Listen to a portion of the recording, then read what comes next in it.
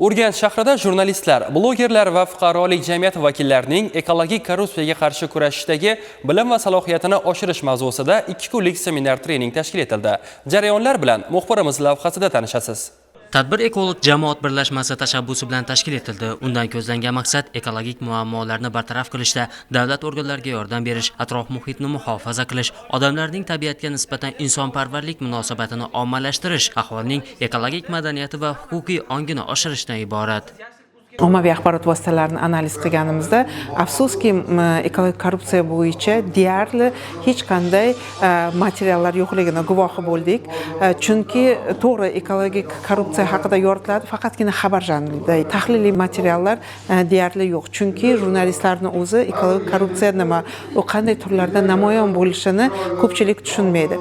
Fuqarolik jamiyati vakillari ham biz uchun juda ham muhim, chunki aynan fuqarolik jamiyati vakillari jamoatchilik nazoratini olib borishda muhim rol o'ynaydi. Loyihamiz Oliy Majlis Jamoatchilik fondining grant asosida amalga oshirilmoqda va O'zbekiston Respublikasining 5 ta hududida amalga oshirildi. Bundan asosiy maqsad bevosita ekologik korrupsiya nima, u qanday namoyon bo'ladi, qaysi turlarda ko'rinadi degan savolga javob berish.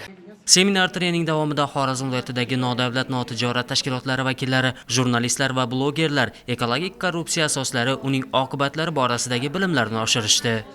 Ekologik korrupsiya oldi olinmas ekan, biz ekologik muammolarni bartaraf eta olmaymiz to'liq.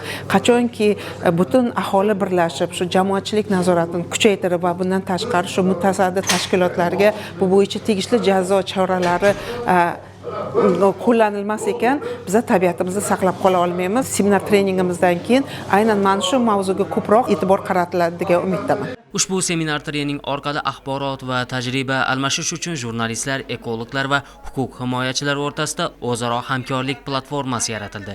Shuningdek, korrupsiyaga oid masalalarni yoritishda jurnalist etikasi va mas'uliyati haqida bilim va ko'nikmalar oshirildi. Treningda ekologik korrupsiya tushunchasi va shakllari, poraxo'rlik, mansab vakolatlarini suiiste'mol qilish, soxta ekologik loyihalar, tabiiy resurslarni noqonuniy taqsimlash, bu boradagi xalqaro tajriba, qonunchilik va ekologiya sohasidagi jinoyatlar uchun javobgarlik, jurnalistik surishtiruv o'tkazish singari mavzularda bilim va tushuntirishlar berildi. Trening bahs-munozaralarga boy tarzda o'tdi. Ishtirokchilar o'zlarini qiziqtirgan barcha savollarga javob oldilar.